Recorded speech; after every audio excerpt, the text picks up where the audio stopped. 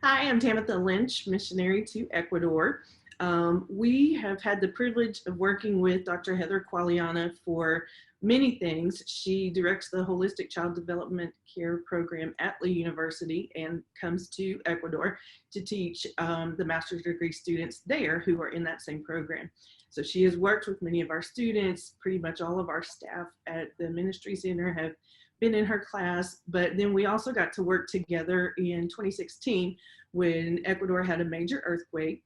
And she and her husband, David, came and they did some intensive courses with our students and with our pastors on how to be first responders and care for the emotional needs of the kids and the families who were going through the trauma related to the tragedy that they suffered.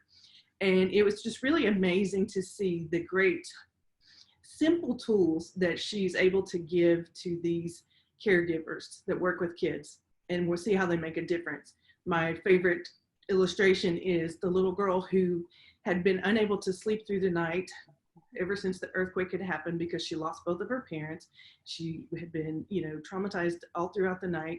And with just a couple of simple tools and techniques and hope was instilled in her to the point that the next morning her grandmother shared how she slept peacefully that night. So I know that these tools are things that we can put in the hands of moms and other caregivers to children to help with what's going on in the United States and around the world right now with the coronavirus scare and the anxiety that the kids are dealing with from that.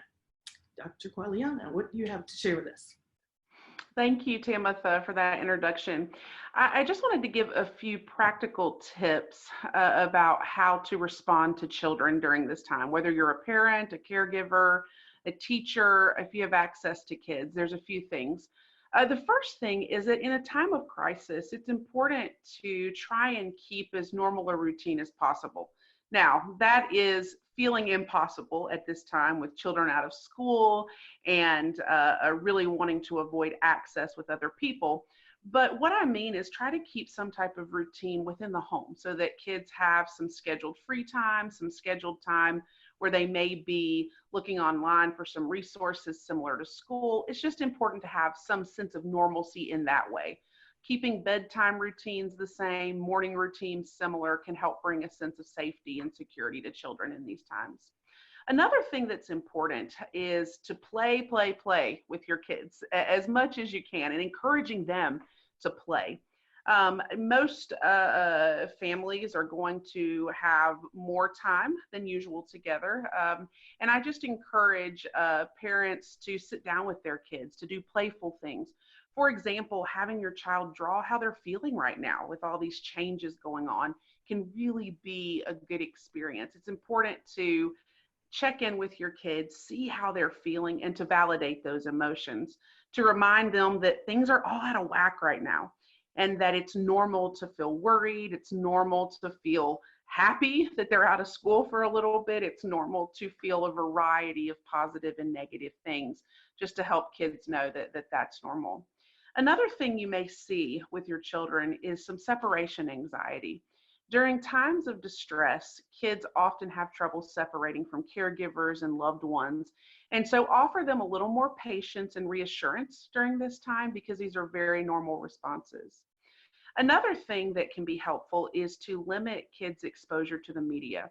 Right now, we're all glued to the media and what's going on, but make sure that when little ones are in the room, that you monitor your conversations, monitor the media, because it's often not age appropriate for young kids and it may be confusing. But do have those conversations with kids in ways that they can understand. Talking to them about good hygiene in terms of washing their hands, but make it playful, even singing a little song while they're washing their hands and explaining these things to them in an age appropriate way. And if you do experience any death or loss, or you have experienced that related to the virus, then it's important to talk to kids about that again in age appropriate ways and to be patient with them and explain to them just part of that grieving process. I know with my 8-year-old James, we did one of the workbooks that we can put a link to on this file.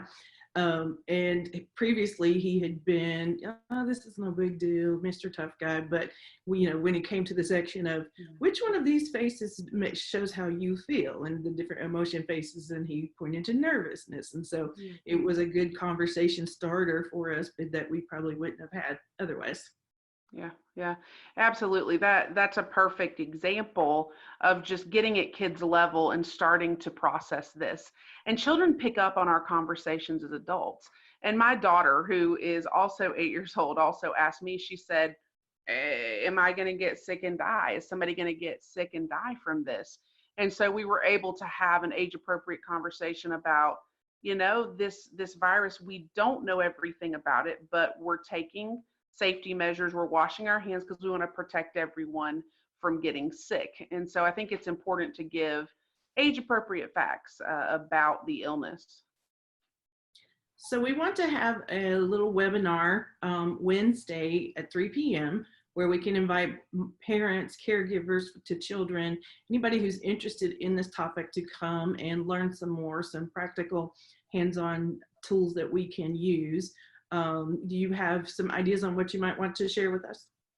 Yes, I would like to go over a few more of the details about how parents can respond, but I want to give you practical tools, some exercises, particularly centered around play and art, that caregivers and these first responders can help do with children to help them build their coping skills in this time where their schedules are off, they're asking questions, they may be worried, they may be confused. And I want to give some practical tools from a manual for parents to walk through with their kids, and to even think of what are some of the spiritual coping that we can employ with kids right now. I think that's an important thing to understand how that can be helpful too in these times of crises. I know that you love art therapy. Should we bring our crayons? You should definitely bring your crayons and your Play-Doh if you have some, because those are some of the ways that kids express themselves best. And so having those resources, just those simple household resources on hand, can really open kids up to talk about these things and cope better in the end. All right. Thank you so much for sharing this with us, and we can't wait to hear more on Wednesday. I'm excited. Thank you.